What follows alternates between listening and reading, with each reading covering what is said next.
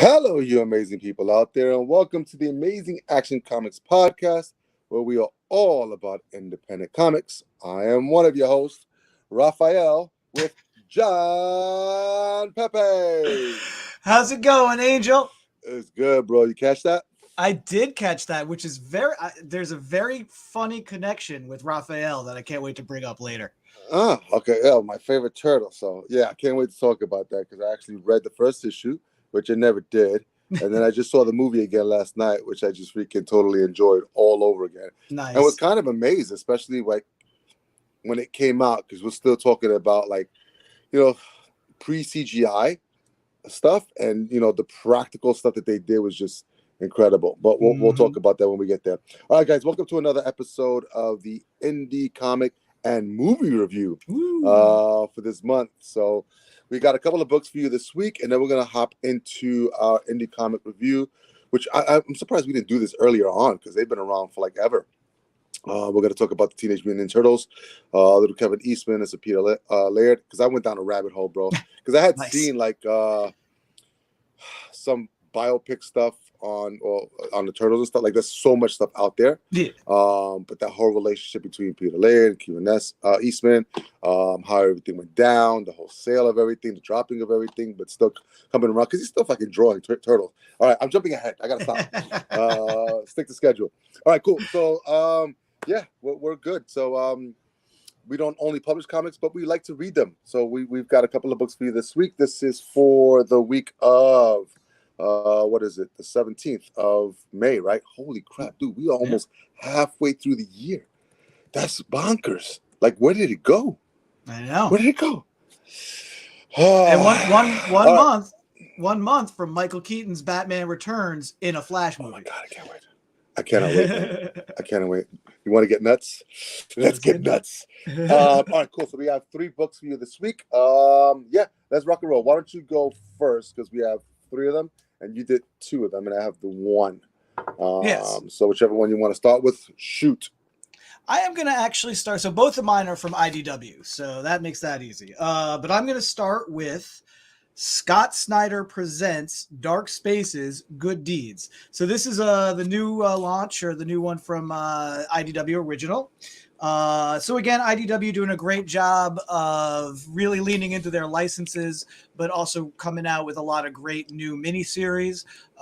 Almost, it's like a new #1 a month, almost. So it's really cool. And one of the first ones out of the gate for this IDW Original imprint, it was Dark Spaces Wildfire, written by Scott Snyder.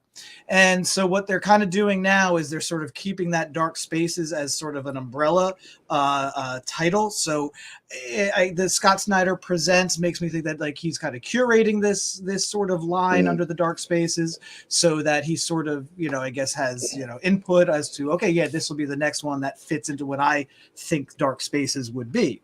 And so we really liked Wildfires. I thought it was a fantastic book. I always said Scott Snyder brings out the best in his artists, and it was a really great hook at the end of the first issue, as well as some really compelling characters that drew you in.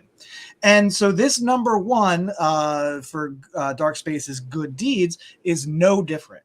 This is written by Che Grayson, illustrated by Kelsey Ramsey, with colors by Rhonda Pattison, lettered by Sean Lee, edited by Maggie Howell, with editorial assists by Jake Williams. And so what this one does, and this one actually takes place in 2015. So it's not taking place now, which I thought was a very interesting choice. And I can't remember. I almost had a vague notion that Wildfire also took place a few years ago as well, even though it came out just in the last year. So this hinges basically on the 450th anniversary of St. Augustine, Florida. And this sort of idea that old lands, still have their spirits, still have their sort of connection to the past. And that's sort of what is introduced here very much on the first page, this concept that things from the past are definitely going to be informing what is happening now, and that there is a connection, a sort of metaphysical or paranormal connection, we'll say, to the past. And somehow it centers on a deer. One of the variant covers has a deer. This is a variant cover I got. Also has this deer with the antlers on there as well. So that's something. It's like a theme that sort of recurs. That shows up on the first page, and it kind of recurs throughout. You're basically dealing with three characters. You have a mother and her daughter who have just bought this beat up old diner. And then you have a disgraced reporter who 5 years previously had published a story, a news story that turned out to not be true. And for the last 5 years, she's been working on rebuilding her career. And the only real gig she can get is to go down to St. Augustine, Florida, to do a puff piece basically about the 450th anniversary of this town in Florida. And what's kind of interesting is you do have the reporter and the young girl crossing paths. And of course, in sort of typical story fashion, the young girl at her first day at high school doesn't go well. She's bullied, picked on, blah, blah, blah. Then she encounters this journalist, and they both have a conversation. And you can kind of see a little bit of a connection start to form there. The hook, the meat of it, let's say the horror aspect, really does have to do with the man who sold the mother and the daughter the diner, and his very, very coarse and rude demeanor, which sort of manifests itself in an interaction with the girl.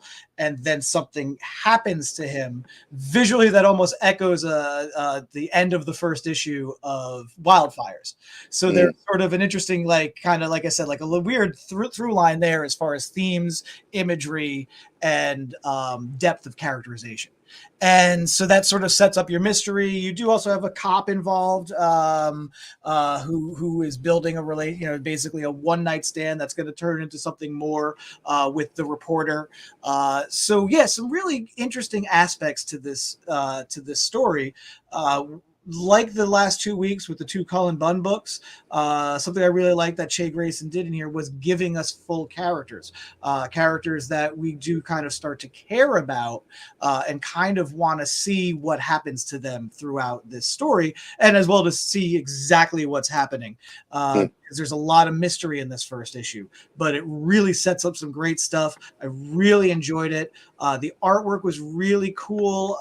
Very sort of like that scratchy style, almost Paul Pope, very rough hewn, which I thought was really nice. It kind of added to the unease of sort of the girl's situation, the reporter situation, and then almost like that weird, like hazy heat that you get down in Florida, where if you just look at the distance, the vanishing lines and the horizon lines, blurry, right? So I kind of liked how that art complements that sort of unease that permeates the story. So Good Deeds, Dark Spaces, Good Deeds, Scott Snyder Presents, IDW Originals. Really liked a good first issue horror setup. Is it connected to the Wildfires at all? Doesn't feel like it at all at this point. So right now, just Dark Spaces is sort of like a placeholder for everything that's underneath that umbrella. Yeah, it's sort of like his little books. imprint. Yeah. So I think a lot of, like I was saying, like a lot of thematically and tonally and some imagery is echoed, but I don't think that there's an actual connection that these exist in the same world. But who knows? Maybe that's the plan later on. So. Yeah. All right. There you go. All right, guys. Good Deed from IDW. Check it out. Okay. I guess I am up. So let's do this. Where did it go? Oh no. Did it not come in? Oh, that sucks. Okay, well, there it goes. So no picture for me, but RK Kings is mine. This is from Image Comics. Cool. All right, so let's get this done with, right? So we got the credits. We've got created and written and drawn by Dylan Burnett. You have also the colorist as Walter Biamonte, Sarah Antonelli, and letters by Ann World Design. I guess the house for that. Cool. So what is this and who is it for? It was weird because, like I said, remember I went on that binge of just diving into Previews World and just ordering number ones? Yes. This is one of those, right? So this is from Image, but it's under Kirkman's imprint of Skybound. Mhm. So you have this story, and then you have sort of like the next Robert Kirkman thing that's coming down the pipe at the very end. So sort of like a tease and preview of, I think, of universe that he's creating called Void Rivals. But I'll talk about that at the very end. So you got a cool like sneak preview of that. This is it's weird because it reminded me of a bunch of things all rolled up into one, like One Punch Man, Real Steel, the one with Hugh Jackman in there, and then it almost kind of felt like what we just read. What was the book that we just read? Do a Power Bomb. Mm. But not hitting that tone. Hmm. It just kind of reminded me of. So you've got basically this overall theme that of the arcade scene. So I would say for anybody who's a gamer, they would really relate to this book, and then the underlying story. So say the arcade aspect of it runs throughout the book, but then you're trying to understand what's actually happening underneath all of this. So it's funny because I'm reading it, and then I think I don't know if we have to take a break from this, or I need to stop reading for a while, because after a while, and I don't know if it's a good thing or a bad thing, but you can kind of guess where things are going, or you're hearing something you've heard 1,000 times being done again with very few bells or whistles. And I'm not saying if it's a good or bad thing. This is just a lot of familiarity in Mm-hmm. regards to the way the story is being told and what the story is. So basically, you have sort of like a flashback in the beginning, or actually stuff that happens in the past at the very beginning that kind of sets up the tone of what's going to happen in the future. And as soon as I read the first 2 pages, I knew exactly what was going to happen. And it's a hefty book, so it's got 40 pages worth, but it's a price of $7.99 as well. So you get your money's worth because you got your 40 pages in previews, and it's square bound, so it's not a saddle stitch. Um, and then so basically you have this kid in the beginning with his little brother cheering for this fighter that he loves, and his little brother's sort of like, oh, I could care less, kind of thing. And that kind of sets up, it leaves you there with the champion winning their bout, but then also retiring. That's it. Not a video game. This is an actual like fight contest or whatever it is. Then you fast forward a couple years later, and then you see this kid, coming into town. It's called Infinity Town or whatever it is, and it's the same kid previous, but he's done something with his head, so it's completely red. So it's supposed to look like a dragon fruit, I'm assuming. Not a mask at all. It was really weird, but it almost reminded me of One Punch Man. And he's mastered all these like games, so nobody can beat him at video games. But he's in search of something. So he meets this kid who's getting beat up by this group of other kids. They break his arcade stick because he has one of those classic arcade sticks because he likes to play games, but he's taking care of an arcade shop for his aunt.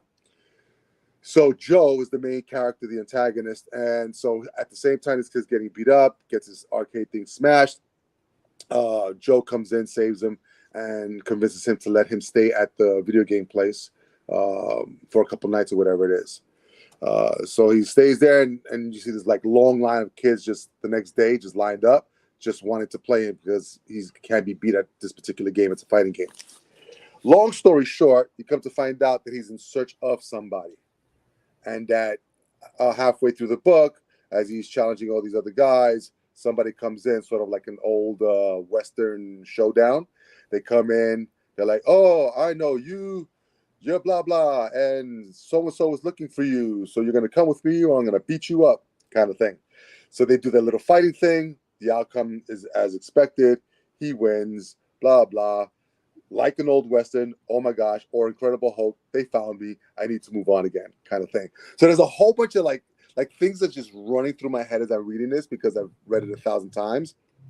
And then at the very end, the twist of who's looking for him, I knew. The twist of who he's looking for, I knew. So it's a 5-issue miniseries. With that being said, everything that I know or knew what was coming, I enjoyed it. The writing was really good. The art style was really, it's almost like it's meant like between a cross of American and anime style, but also like I enjoyed it. So it's like I said before, it's almost like walking into a Disney movie with your kid and then getting all the jokes that they don't get, but you're watching an animation. Mm. And it's felt like that. So it felt like it's almost for like preteens, like that young age of like 10 to 13. But the content in there is a little bit more mature in that respects. So I enjoyed it.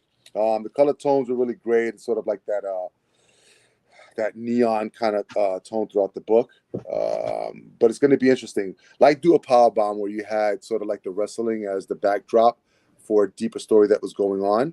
You have the arcade aspect of this as the backdrop with a kid who I believe is looking for his brother. So it's going to be interesting to find out how that relationship, how they separated, and what it comes out to be. I have my theories, so I'm going to keep them to myself and see if they actually come to fruition, and then find out what this whole thing is going on with the old man who wants him back. So there's sort of like a full circle in this first issue, which is really cool. But like I said, I think we've been doing this for so long that you just know certain tropes and you can follow sort of like the strings along. And every now and then you want to be surprised. So with it being a 5-issue miniseries, I think I'm going to be in for a bit to see if there's any kind of surprises that come up that I didn't see. So I know I made it sound like a bad review, but it's not. It's just something that you've seen over and over and over and over. Yeah. And I'm really interested to see if whether or not there's going to be a twist in there that I didn't expect at all. It's sort of like an entertainment comfort food that as far as getting you in, like I like this. It's familiar. It deals with a world that I grew up with, the video game world and things like that, things that I like and respond to. And let's see if they do take it to places that will surprise me and that I do, that I won't expect. So that's kind of cool. I like when a book can do that, like when it sets you up, like, oh, you know where this is going. And even if it does, if it's done well and you really grasp onto it, that's great. But yeah, if there's any surprises in there or twists on the genre, or shaking up the tropes a little bit, that's always a rewarding experience, I think, as a reader. Yeah. So we'll see. I mean, because it sucks that we read Do a Powerbomb, because to me that was so good, and we saw an ending that we really didn't even we weren't expecting at all. So we'll see if we kind of get something similar with that with Arcade Kings from Image Comics. Check it out. I don't know if all 5 issues are going to be square bound at $7.99. Whew, that's a hefty price. I was going to say, if you're going to commit at $7.99 an issue for 5 issues, that's high praise from you indeed. Oh man, it's going to kill me. But yeah, so the backup story in here was, like I said before, a new title is coming out for Robert Kirkman. And I guess I'm assuming that it's going to be a shared universe that he's creating. So I don't know if it's going to be a shared universe that he's creating now or with stuff that he's already done. The only thing that I could think of that could probably fit in this is Oblivion Song. It's kind of similar to that. So yeah, I'm looking forward to it. Void Rivals. There's like a 4 pages at the very back that go over sort of like the setup of the story. But the art's pretty cool.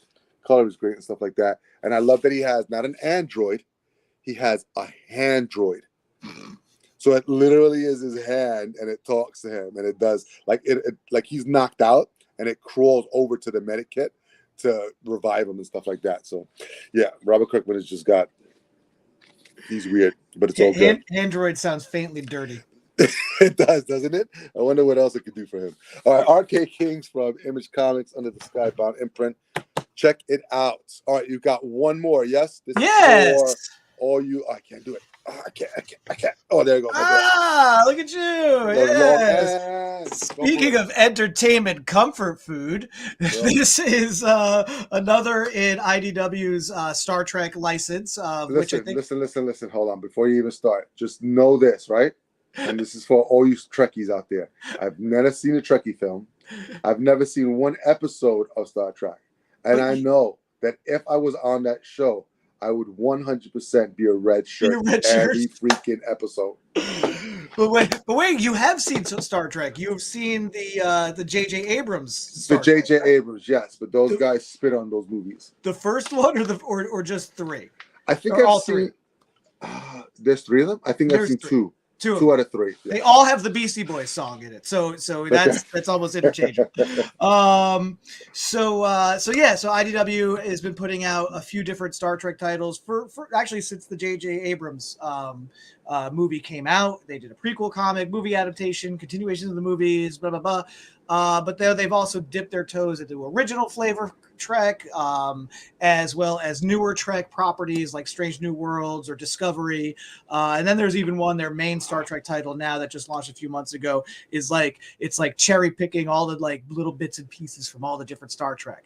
This is, as it says in the title, fully grounded in the Star Trek the Motion Picture segment of the original series, right? Okay, Kate, really quick. Everybody knows Star Trek was a series that ran for 3 years in the 60s. It was insanely popular.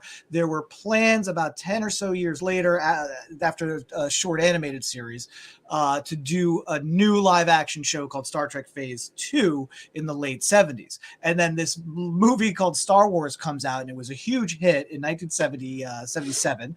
And they were like, no, we're not going to do this as a TV show. We're going to bring Star Trek back as a motion picture. We're going to get all the original cast. We're going to do amazing special effects. We're going to upgrade the ship and the uniforms, and the movie was awful. It is one of the most boring movies ever made, off of a show that, as much as I love Star Trek, the show is it's cerebral sci-fi. There is action, but it's very much action of its time, as far as like it's the kind of fist fights you'd see on Western shows like Gunsmoke and Bonanza of the day, right?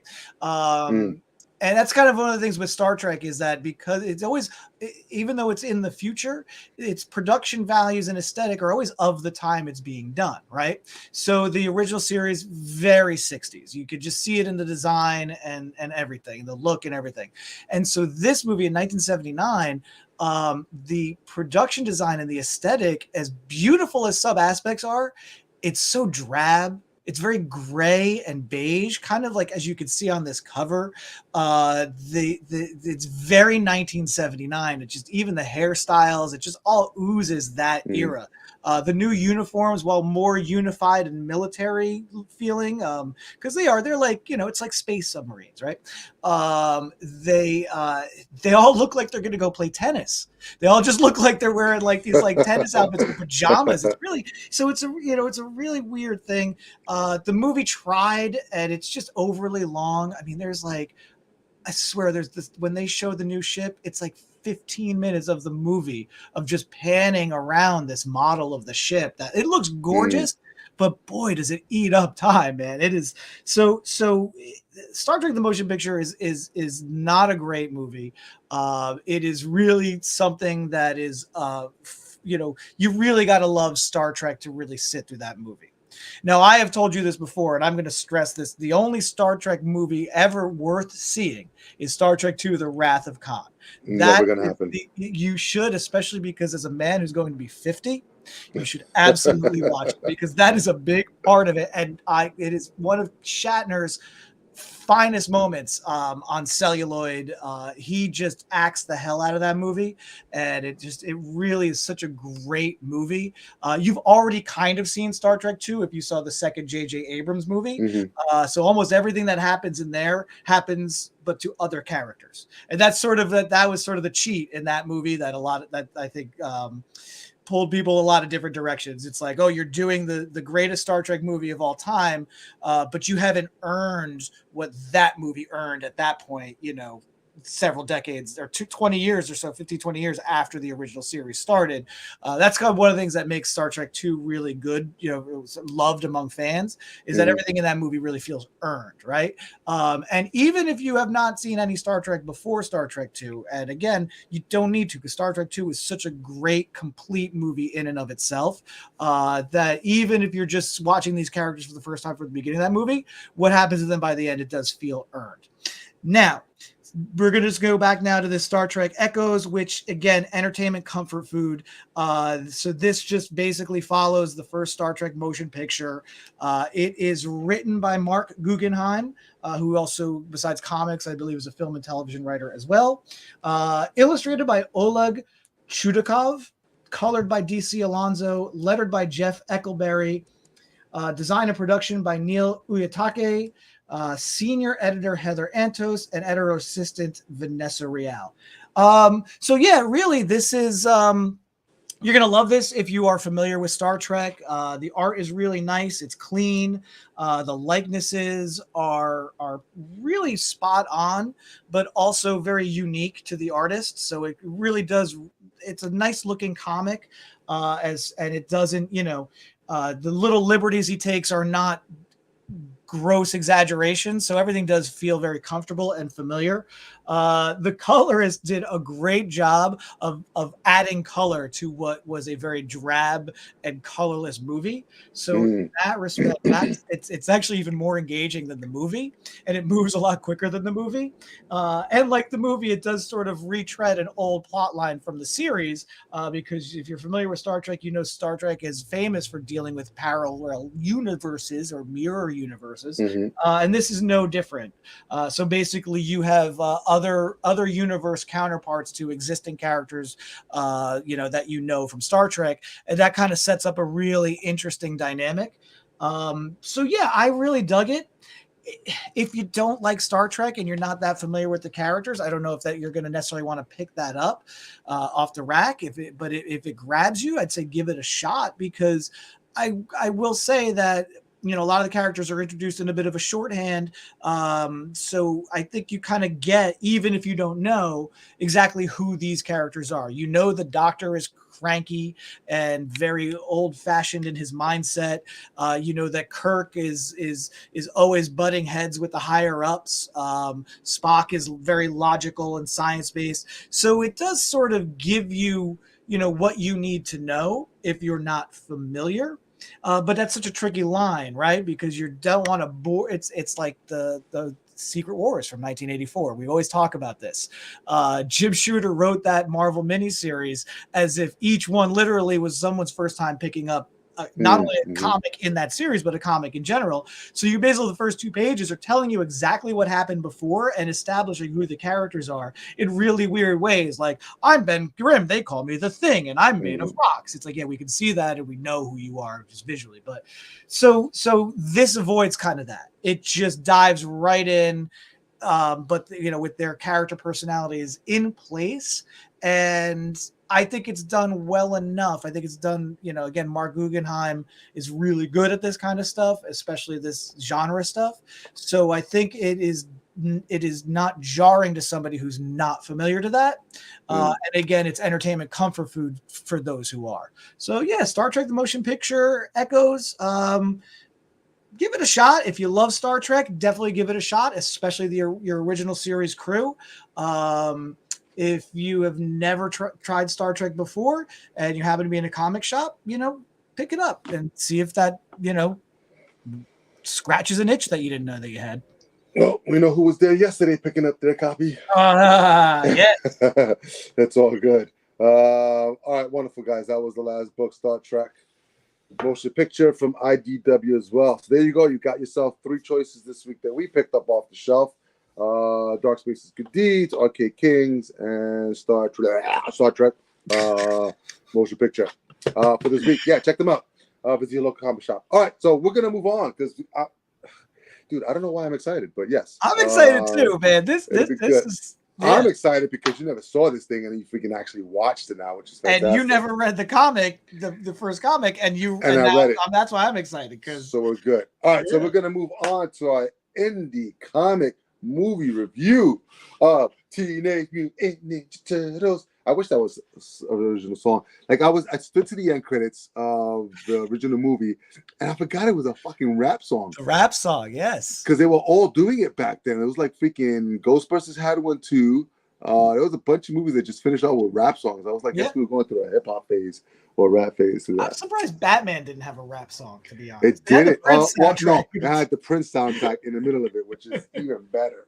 All right, so we're going to talk about Teenage Mutant Ninja Turtles. Now, there's been a ton of iterations of, based off of the original. Teenage Mutant Ninja Turtles was created by Kevin Eastman and Peter Laird. And, the later iterations, you can say whatever you want about them. Almost everything that's come out when it comes to either the animations or the live actions, I've enjoyed. Aside from Teenage Mutant Ninja Turtles number 3, which was pure crap. I still watched it. If it's on TV, I'm still gonna watch it. In that respect, and it's one of those things. Maybe we'll touch on it just a little bit. Like when you talk about sequels, especially when you talk about the tone of the first movie to the tone of the second and the third. Now you're probably not gonna have any input on this because you've probably not seen either one of them, right? That would be weird if I had seen 2 and or 3, but never saw the first one. Why? All right. So yes. All right. So basically, what we have are 4 Teenage Mutant Ninja Turtles. I love that it's all there in the title. This movie came out in 1990, and I think the comic was 84, right? Yes. Yeah. So they had their own little, I guess, studio called Mirage Studios. That was their little imprint. And in 1984, they weren't expecting anything to come of this. Black and white comic, which I love, fantastic. I guess the art style was because it's Kevin, right? Mostly. Yeah. Really, really, really, really distinguishable and recognizable. Mhm. So if we look at particular artists like I want to say Art Adams, but his style changed so much from when he originally started to what we have now. But like you look at people that I enjoy like Liefeld and McFarlane, Lee, who's current now that just kind of sticks out. Daniel Warren Johnson. Like you look at their art and you know that it's them undeniably. And Kevin Eastman definitely has one of those styles, and I think that was something that probably drew a lot of people to it because it was just so different in that respects. And then basically an origin. How many pages was it? It was more than 22 pages. It was like 32, 33, I think. Yeah, because it was meant to be just a one-off, and that's it. Because they didn't think there was anything going to come of it. So really quick. So I just want to interject. Like it's really, unless you were there and paying attention, it's kind of hard, I think, to really grasp the impact that this one very independent comic had on comics at the time. I remember reading about this book in 1984 in a magazine. A comics magazine that had I remember the 3 big articles. One was a history of Batman, which was for me at 9 years old was amazing. To the golden age to the present, just the whole history of that character in this one magazine. The other was an article about Marvel's monster comics from the 70s. So Werewolf by Night, Frankenstein's Monster, Tomb of Dracula, and then another was an article about this little indie comic that could from Mirage Studios called Teenage Mutant Ninja Turtles, and so right there in the title, it's capturing 3 things in the zeitgeist at the time. Teenagers. So New Teen Titans was a huge book at the time. Legion of Superheroes was right behind it. Mutant, the X-Men, was also at their peak of popularity under Chris Claremont writing, Dave Cockrum, John Byrne, Paul Smith doing the illustration at that time. And then the ninja fad of the early 80s. So, and then to add the fact that they were turtles, is the 4th piece, the irreverence of a lot of independent comics at the time. And this book just cut through everything and became a sensation. And it took me 2 years to finally get my hands on a copy of Teenage Mutant Ninja Turtles #1. And it was a 6th printing that I got at the Dirt Mall, the guy who sold comics at the Dirt Mall, the indoor flea market over in Nanuet, Spring Valley area, if anybody knows that, across the street from El Bandito restaurant, which El Bandito is still there. Dirt Mall is long gone. But holy cow, man. And it was like, I think it was like $5 or $6 for this comic too in 1986 for the 6th printing. And boy, crazy. Man, I love this comic. This had everything, and complete in one issue, just done so well. And then of course the next thing that happens with this comic is it becomes a cartoon series, and that's it. Game over. It blows up.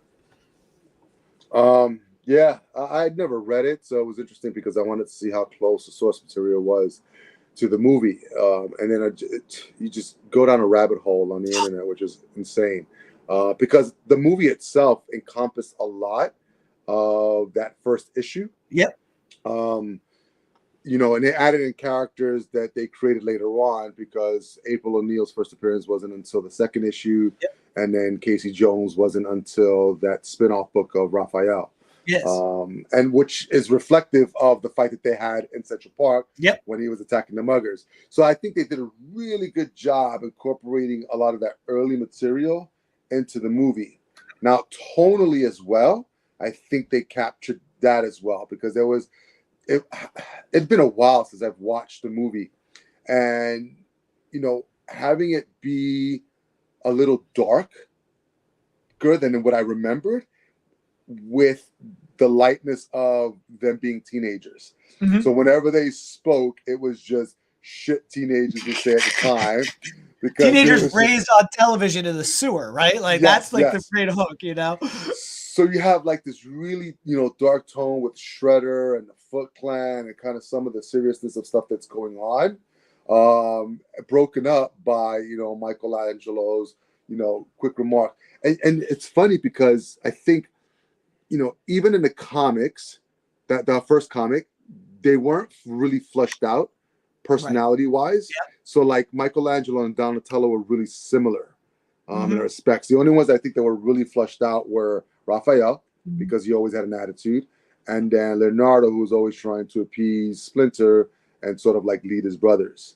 Yeah. And I think in that first issue, Donatello and Michelangelo, you could almost pass them off as one another if they weren't holding their weapons, because that's the only way that you can tell who was who in a black and white comic. Not to mention their dialogue is very different, and their narration very wordy, very adult, and again, and really mimicking a lot of what Frank Miller had done on Daredevil and his series Ronin at the time, in tone and narration. Like Raphael, a lot of Raphael's captions read like Wolverine. Yep. And it's great. It works so well in the comic, but yeah, the movie does such a great job of pulling from the comic and that aesthetic that the comic has, but folding in, what had now eclipsed the comic, the aesthetic of the cartoon show. And what you really kind of have is a nice blend of both the cartoon show and the comic. Okay, so then let's talk about the movie a little bit, because it came out in 1990, right? Yes. Which is a year after Batman. Yes, and it shows. So it's always going to be AB or BB for me. Because that's all that matters.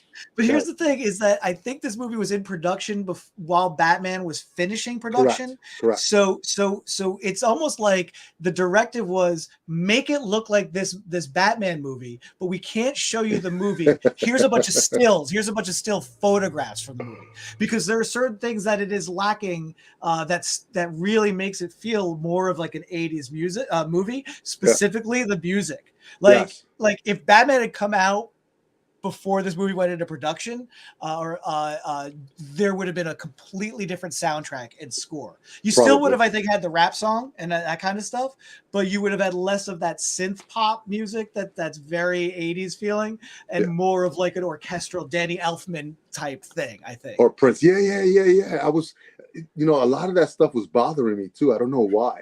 It's like bad TV show music in these great action sequences. All right. So the movie itself, overall, I enjoyed. I mean, as far as the practicality of like the costumes, because this was one of Jim Henson's the Creature Shop. This was one of his last, I guess, projects before he passed away. On his deathbed, he was making these costumes. Yeah, and from the way the lips move, because the actors that were inside the suits they're different from the voice actors. I can't believe Corey Feldman was in this freaking movie. Yes. In some cases. Because Donatello was played like Corey Feldman. Yeah. And, but Ernie Reyes doing the stunts for Donatello. Ernie Reyes Jr., correct. Yeah, but the different guy just doing the walking around. Correct. Yeah. So, and then there was another guy that did the skateboarding and stuff like that, or a different person that was doing the skateboarding. So there was a bunch of people within this costume or within the character itself. What was really great to see was sort of like that practical application of puppetry, but it looks so good. I mean, for the time, and I watched it yesterday, and I'm looking at it, and I'm like, Holy shit! Other than a couple of here, like things here and there where sort of like the shell kind of wrinkled, or when they bumped each other, you knew that it was spongy. Yeah, or the seam under the chin and the back of the jawline. Yeah, but Kind you of had to see that. really, really, really look. Yeah. But like the striations and the deltoids, the veins, the striations and the forms and stuff like that look so freaking cool, especially in certain lighting. In that respect. So kudos to Jim Henson because he was fucking one of the kings at this stuff. And Brian, I think his son Brian picked up a lot of Yes, the reins on that. So on this. So obviously we get a color movie. So we get the color eye sashes for that, so we can actually know which turtles. Eye sash. That's a very great fancy way of saying mask. Oh, you like that? That's not a mask though, because the mask would cover your face. Domino mask doesn't necessarily cover your face, but I like like Nightwing doesn't wear a mask. He wears a fucking sash. It's a domino mask. That's what's called. That's a domino mask. It's a masquerade mask. That's what I like eye sash. I'm gonna use eye sash going forward. Good, you can use it. So we get the color iterations of that, and I wonder who chose the colors. Do you know? Again, I think that was that's a convention of the animated series, the cartoon show, because two things that they did to the cartoon show, well, visually, two things that they did were give them a distinct color mask. And I don't know if it's to match their personality. So, Raphael's red because he's a little bit more of a hothead.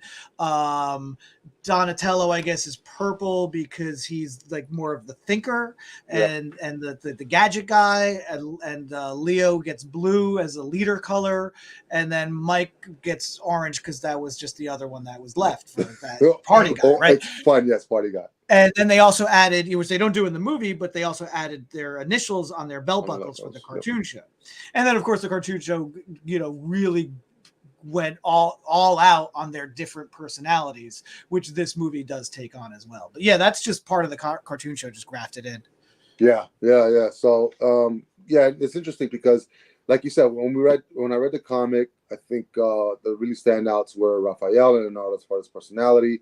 When it came to Michelangelo and Donatello, they were really similar. And then I was reading something, and I don't know if I read it wrong, but Donatello was the love interest to April O'Neil. That was very much a thing in the comics, where there was definitely some human on mutant turtle action and tension. Holy shit, that's fantastic. But if you watch the movie again, and I watched it after reading that, she spends a lot of time around Donatello.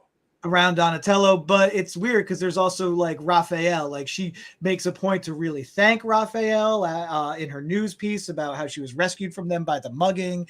But it was only him. Yeah. It was only him that rescued her. No, remember they all four rescue her at first in the alley. Yes, but when somehow the lights go out in the alley and it's completely dark in the middle of this alley in New York where you can't even see anything. But there's no even light bleed from anywhere. I was going to say something about that too, because I'm like, all right, listen, nobody should ever film anything in New York City that's going to be remotely like a teenage, a mutant, whatever. Because the city is never empty. Ever. Every fucking block in the city at all hours of the day has one person at least on it. Yes. And every time they were in the fucking street, there was nobody around. I was like, "This is no fucking way. This is Earth 2." Street or soundstage in Vancouver. Yes. All right, so just like the book, we get the origin, we got the whole ooze thing, we got the whole dude. I completely forgot that he was a rat in a cage that just mimicked the movements. But then is exposed to the ooze. Yes. And then because he takes those turtles in, and then he gets exposed to the ooze, and then he develops speaking abilities and grows. And as it says in the comic, not as fast as they did, which I thought was a really neat little bit. Yeah. Whereas what I think in the cartoon, it's a human turned into a rat because of the ooze. I think, if I remember. No. It's still a rat. In the cartoon, okay. Because I remember the opening sequence of the cartoon. The guy, like in the cartoon, the way they did what I felt like they did the origin, because I never watched a lot of the cartoon, I just rejected it, but I do remember the opening, that he was supposed to be the guy that in the comic and the movie is the owner of the rat, right? But the rat and the owner are one and the same. And I just remember the shot of the movie of that guy like in his karate gi, and then all of a sudden it's like boom, he turns into the rat, and it's like and it's all of his hair grows, and he's like, I'm now a rat, Yeah. So I might be wrong on that because again, No, yeah, it was the movie was really close to the origin of that first issue, which is amazing to me because that is one of the most tragic origins in comics, I feel, and the way that is almost full, like I'm talking about the backstory of Yep, the Master and the Rat and Teng the Sheng, love rival and all that stuff. Which the only significant change, and which makes perfect sense for the movie, they streamline it, is that Shredder, spoiler alert, Shredder is the guy's, the Master's rival or whatever. Is that in the movie, it's the same guy, right? It's the guy who was the Rat's Master's rival for the woman, right? And then right, he kills the woman after they escape to America, right. and it sets all this off. Whereas in the comic, it's the Master's rival is killed by the Master, and it's his younger brother. That's Who correct. seeks revenge, which is awesome in the comic, but I think Yep. for the movie, just streamlining it makes much more sense. Yeah, and then adding that little effect of Splinter jumping on his face and giving him the marks. Yeah, which again, like great that. reveal in the movie. If there's a nice visual shorthand there. Yeah. So if you've never heard of turtles or seen turtles, then you're probably under a rock somewhere or a shell, and keeping your head in. But basically, what you have is sort of this. It is a redemption story in a sense, a revenge story in a sense, and then sort of like coming to the light at the very end, because they actually come out and are accepted in almost every rendition that's been around.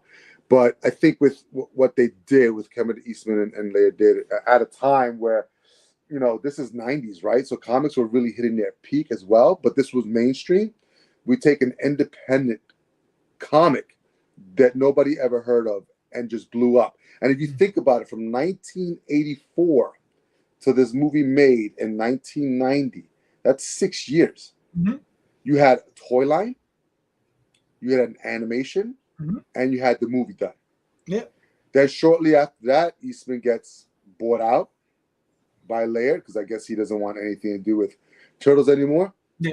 I don't know what the amount was, but it was probably something ridiculous. And then shortly after that, I think in 2009, Laird gets bought out by freaking Nickelodeon. Yeah. So imagine that paycheck. Yeah. Off of that. And then now we're at 2023. Turtles is still going strong because it has its main book, its ongoing series has been going on forever. Guess who's still doing covers? Eastman. Yeah. Then you had some spin-offs of the Ronin. The last Ronin, which Eastman I think wrote, if I'm not mistaken, or had a heavy part in it. Yeah. And that's still continuing with the Last Ronin Lost Year stuff. So, and then they've incorporated additional turtles. I think there was a female turtle that was introduced in the animation, not the comics first. The animation first. So there was a live action. I remember in the 90s, after this movie, after the second movie maybe or the third, but there at some point there was a live action television show, and the live action TV show for kids introduced Venus de Milo as the female turtle. But in the comics a few years ago, they introduced a female turtle named Jenica. But Venus apparently is also in the comics as well. So you actually have four dudes and 6 ladies. Turtles. 6 ladies. Yeah. So two lady turtles. 2 lady turtles. Yeah. So they introduced them. And then what they did really well, I think, in the latest series now with the Ronin stuff as well. So if we look back at the original, comic #1, and we look at the original movie, they're all the same turtle. If you took the eyelashes or the eye sashes off, you wouldn't be able to really distinguish them. Other than I started to really look, the markings on their face was slightly different. Mm-hmm. So if they were to take the eye sashes off, you could tell by the markings on the face as well. And then obviously when they open their mouth, they talk differently. But yeah, so what they did with the current stuff that's going on right now is those 4 turtles are 4 different turtles. They're 4 different species of turtles, which I thought was which was really unique. And there's been an evolution, and every now and then I can't how many waves of toys have there been with this, because there's always a resurgence every couple of years. And then now we're getting a new animated film too that looks freaking fantastic, which I can't wait for. But I think they hit something in that zeitgeist that you were talking about that's just probably never going to go away. So similar to like Batman and Superman, which are probably going to be around for a really long time, way longer than we're going to be around. I think the turtle stuff falls into that category as well, as they're going to be around for a long time. There's just something familiar and something really unique about what they did in regards to just having that perfect formula of fucking this is relatable to everybody. Everybody has their favorite turtle. Everybody relates to one of the turtles. And in that relationship of Master Splinter to his sons, and how he talks about them, and the reverence that he has for them, and the love that he has for them. Yeah, I mean, watching the movie and then fucking when they were sitting in the fire and doing that meditation and calling on to Master Splinter, dude. And Obi-Wan Splinter shows up from the Force. Yeah, it's great. Choking up and shit, and I'm just like, this fucking movie is serious, it's scary, it's fun, it like had everything. But the only thing that I found, like as far as the evolution of the characters, I think Raphael and Leonardo definitely have stayed consistent throughout the evolution of whatever they've been doing, whatever really iteration they're at. Mm-hmm. The biggest changes to me have been Donatello and Michelangelo in regards to the separation of their personalities. Yeah. Michelangelo was always the silly one, still the silly one all the way through. But there have been versions where he's been a little more hard edge, like almost they tried to make him the Wolverine for a while in some versions. Well, I mean, he was the Wolverine in The Last Ronin because he's the only one that survived. Right. Spoiler alert. But I think the biggest change is Donatello because there was no inclination of him being sort of like the genius. Yes. And in the comic or even in that original movie. And then just that he works on the truck with Casey Jones. That's it. Like he's got there's but he doesn't even do anything because it's Casey Jones doing the work. He just turns it on. And turns it on.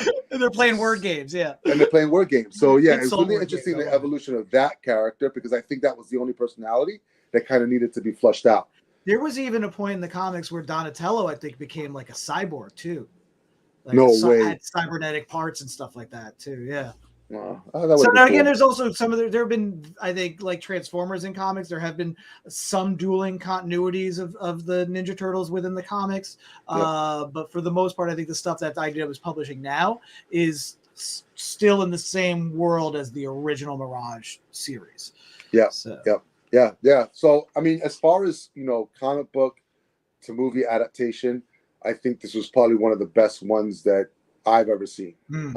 Staying true to the source material and then borrowing from, not so much later, but later on material like bringing in April O'Neil, bringing in Casey Jones. And I think that was really smart of bringing in Casey Jones because he kind of rounded out what they were. Yes and no. Yes and no. You didn't like him? I could have so you know what? Honestly, like I felt he was one of the weakest points, and he was only there to have a male human romantic love interest for April, so that didn't get too weird, right? You didn't want to see Donatello on top of April O'Neil? I don't mind that. I'm fairly liberal, oh my God. But I just feel the in 1990. I don't think that was something you wanted to do in a movie that was essentially, to make money off of the kids who were watching the Saturday morning cartoon show, right? Yes. So I love Elias Koteas. He's a great actor, and I liked aspects of Casey Jones in this.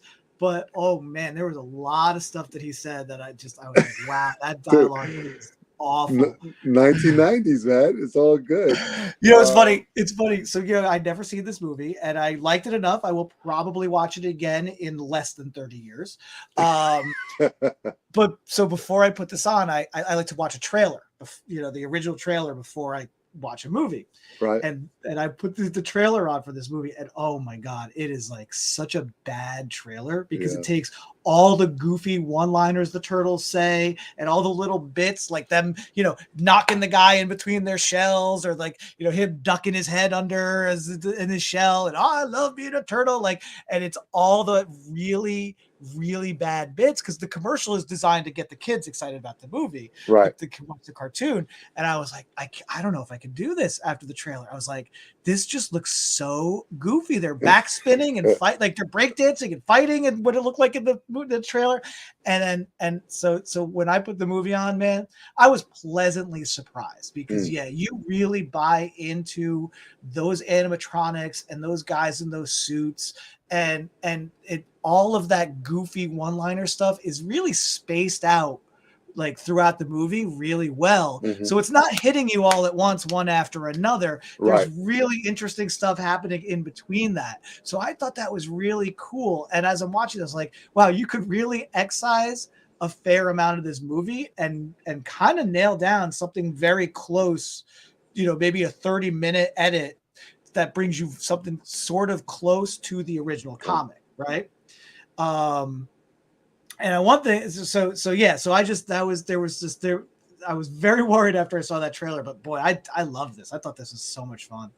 Yeah, it's something that I definitely go back and I watch at least once a year, just because even if I'm drawing and I just put it in the background, I end up not drawing and end up just watching it again because the visuals on it was, for the time, was just so great.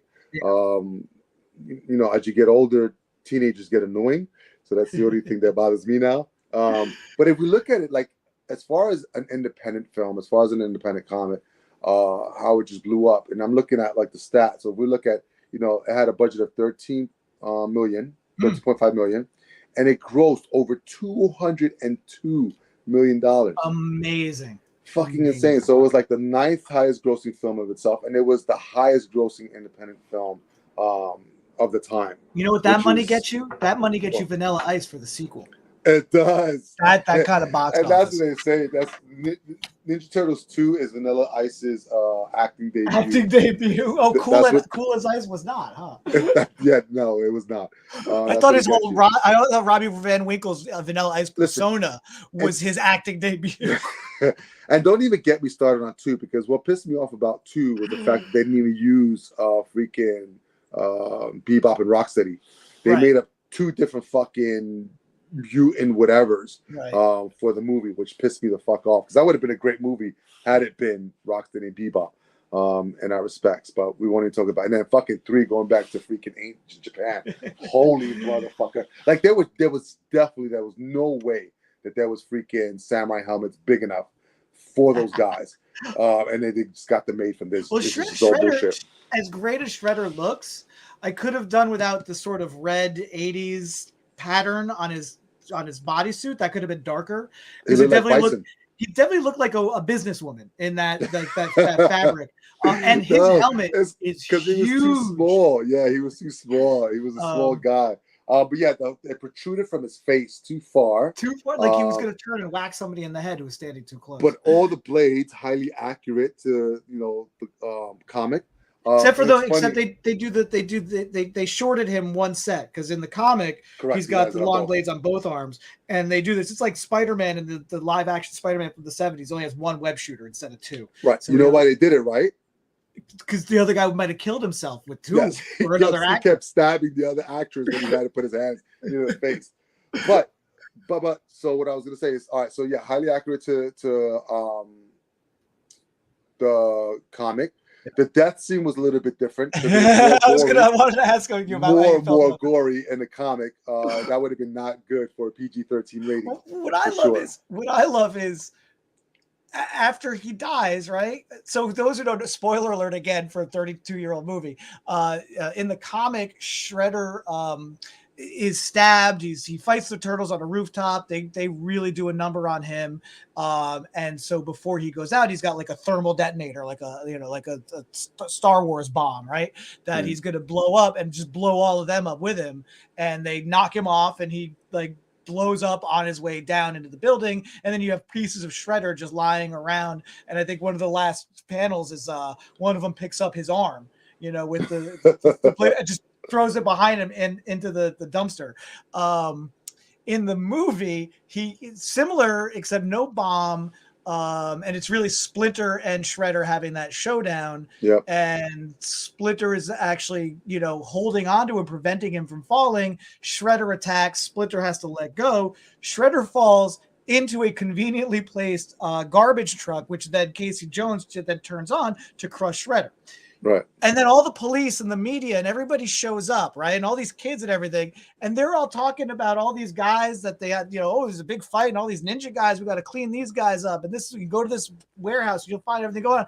Nobody's talking about the guy who's crushed in the back of the garbage truck. There's no blood to lead to it. Like everybody just sort of ignores that aspect by that point, which I found very odd.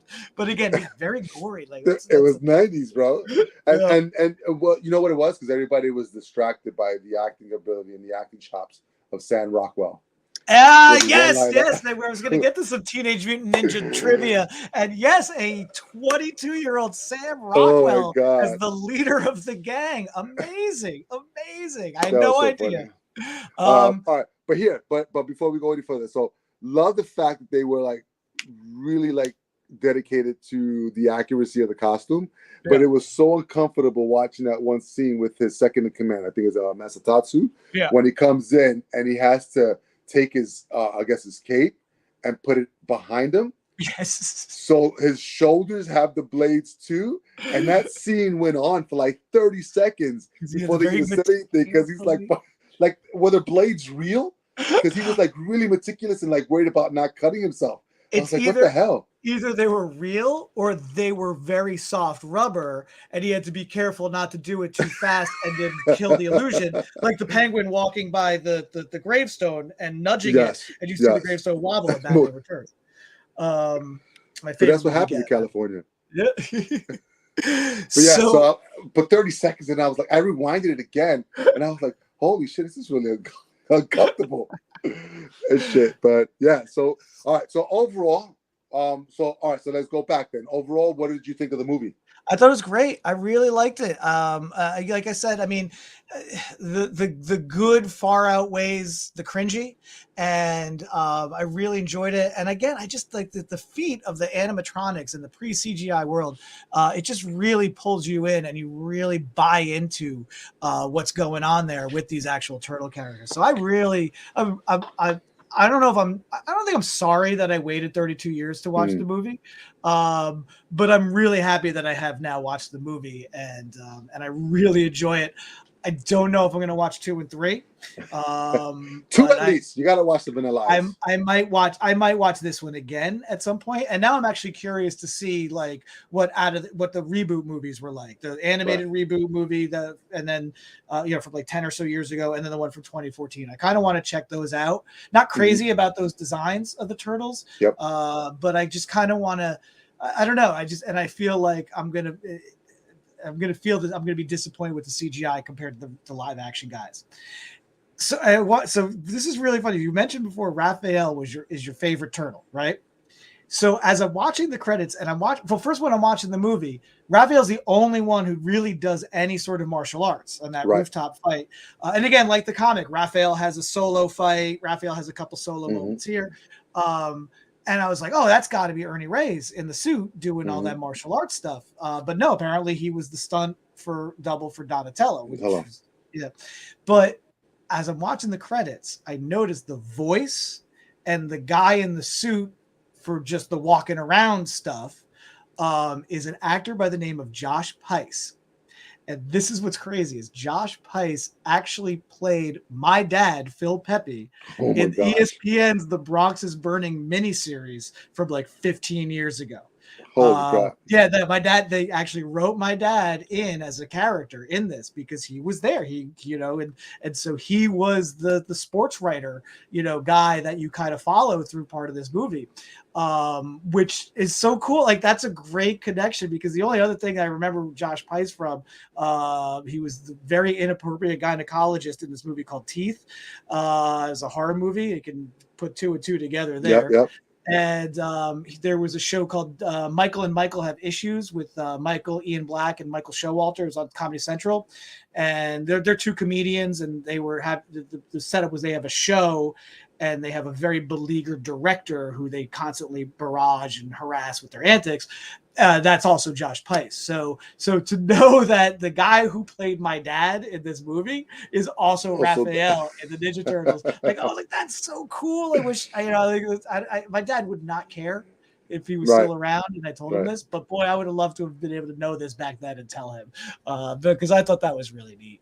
And he's also small world. And he's also in a scene out of costume as well. He's like a passenger in a car early in the movie or something. But yeah, that was a great little discovery when I watched the movie. Cool, good. All right, so you enjoyed the movie. As far as myself with the comic, really, really enjoyed it. I wish I had a copy in my hands, but I don't have $54,000 or more.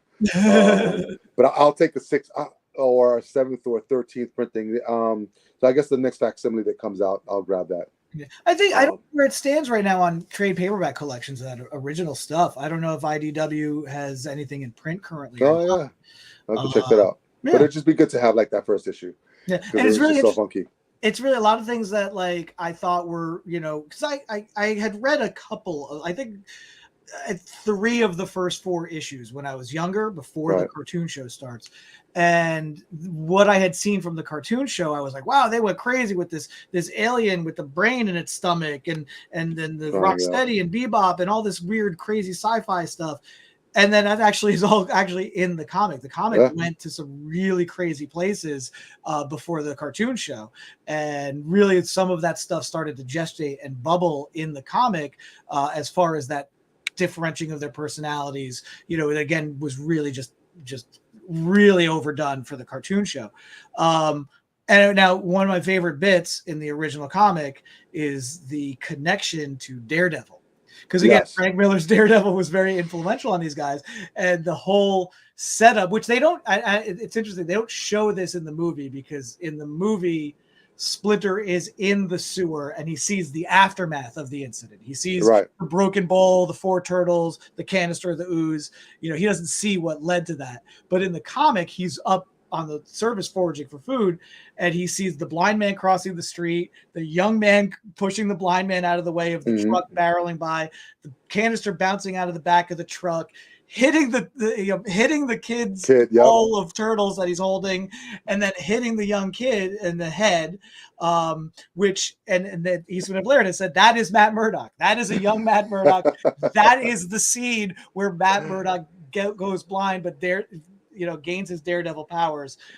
So that's like a stealth crossover that the Ninja Turtles do exist in the world, at least of the first issue of Daredevil, which I love. I love that they did that, and I love that could kind of just sit there and just be. The only thing that I found weird, and just a weird transition, because I knew they had to do the origin of them, was towards the beginning of the issue where he has the turtle sit down and says, now after 15 years, I'm going to tell you your origin. And I know that it was for the reader, but it was such a weird thing. And I was like, I had to, that was the only thing that I found. Well, it's a comic, so I mean, Teenage Mutant Ninja Turtles don't exist. Yeah, it's a shorthand. And I think, the dispensing of the information and the origin flashbacks were really done a lot better, I think, in the movie. In the movie, because you had it twice. Yeah, he's explaining the first part to April, where the turtles come from. And then, yes, it is a movie in the 90s. There's some kids that you got to focus on. So Danny, who's Dan by the end, right? The ne'er-do-well kid who has the face turn that you follow through the movie, because you have to do that in movies back then. He is given the further backstory of where Shredder comes from and how all that happened. And I thought that was really paced nicely in the movie and done really well in the movie. Yeah. And then, so my last thing before we end this, because we can keep go on forever. So in the movie, April is the only one that has this visceral response of seeing the turtles for the first time. Like, she screams. She sees the rat first. You see Splinter, wakes up screaming. Then sees the turtles, screams some more. No one else in the fucking movie said, what the fuck are you?" and screamed and ran away. Casey Jones was like, "Are you some like bubbly bubblehead?" Yeah. The little kid didn't like.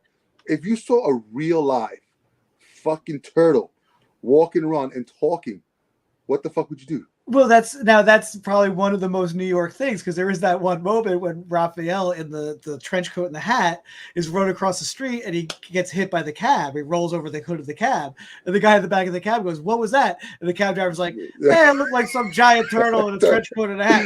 Where do you want to go?" No. It's like, "You're still going to LaGuardia, right?" Yeah. Oh, And I don't know. That kind of sets up that world for me. There's a thing, that Richard Donner always talked about, his first Superman movie, the first Christopher Reeve movie, verisimilitude. Everything just really has to feel like it exists in this world. And honestly, so much of this movie has that verisimilitude. So much of this movie feels like it exists in that world, where weird things that are sort of out of place, like April O'Neil's weird aptitude for just drawing really well, which is not really introduced, it's just there. Or the one scene where April and Casey are just having that tension, right? That moonlighting tension that they reference. And then it's like he gives her a back rub, and then all of a sudden it's like in like 2 seconds, and the next scene they're all down with each other. And it was like, I was like, I think there was probably a couple more scenes in there, because that really felt I can see that. I can see that just because of the situation that they were in. It's sort of like the last man, last woman on earth kind of like situation. But yes, again, I mean, because she does go from "I wouldn't even be with you if you're the last thing on earth," which means she's down with turtles before him in that moment. But that's just to her. There's got to be a porno out there somewhere. There is actually a comic, Ninja Turtles porno that was it's a nice little comic book urban legend. So folks can search for that on their own. Yeah, let's end it right there before we go down another rabbit hole. All right, guys. For that's what we have this Churro. Sewer hole. Manhole. Hey. All right, so we got 3 books for you this week. Make sure you check them out. Arcade Kings from Image Comics. You got Star Trek from IDW. And then Dark Spaces, Good Deeds, also from IDW. We had our indie comic review for this month, which was it was such a treat to go back to the Turtles. I guess John and I will have a chat in regards to what we'll do for next month. If you guys have any input, just give us a shout. Just let us know. You can go to amazingactioncomics.com/podcast. Put it in there. It would be cool. And see if there's anything that you want us to review as far as an indie comic movie review. If you like what you're hearing, make sure you subscribe to the podcast. We're going to be here every Thursday until John dies, and then that's when the podcast will be over. If you'd like to come on to the show, if you're a creator and want to promote yourself and or a project that you have coming up, amazingactioncomics.com/podcast. Fill out the form. We'd love to have you on. We're actually going to have Jeffrey Scott back on again soon. I believe, if not next week, then the week after, to talk about his latest project, Something Sinister, which is out. So our entire library is out right now in digital format. So if you go to Global Comics, that's with an X at the end, globalcomics.com, and search for amazingactioncomics.com or Amazing Action Comics, you'll find our entire library on there. A lot of the stuff is up there for just 99 cents, which is cool. And then if you like the digital stuff, when we have the physical copies come out again, because everything's sold out on our site, which is wonderful, but not wonderful, then you can get yourself a physical copy. Stay up to date on everything that we got going on at amazingactioncomics.com.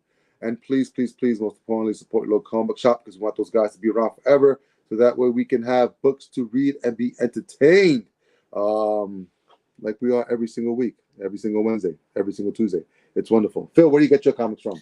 Well, I get my comics at The Joker's Child in Fair Lawn, New Jersey. And one of the great things about The Joker's Child is we got comics, we got toys, we got statues, we got so much great stuff over there. We actually have some really cool Ninja Turtle action figures right now that are action figures that come with comics, best of for each of the specific turtles that they are highlighting. And it's a great set of figures, combines both aesthetics. They all have the red masks, but they also all have the little initials on their belt buckles. I can't get enough of it. I love it. We got some new Ninja Turtle statues in. We also got some really cool Star Trek stuff, Angel, that you might want to vomit all over, including some replica toys and of items from the actual motion picture themselves itself. So come and get some really bland gray 1979 looking toys there. But yeah, at the Joker's Child, we have all this and so much more. The only thing missing at the Joker's Child is you. So let's see you folks come on down to the Joker's Child and check us out and buy some good stuff. All right, folks, that is all that we have for you. That is all that we have for you this week. So make sure to always be amazing, stay amazing, and read something amazing.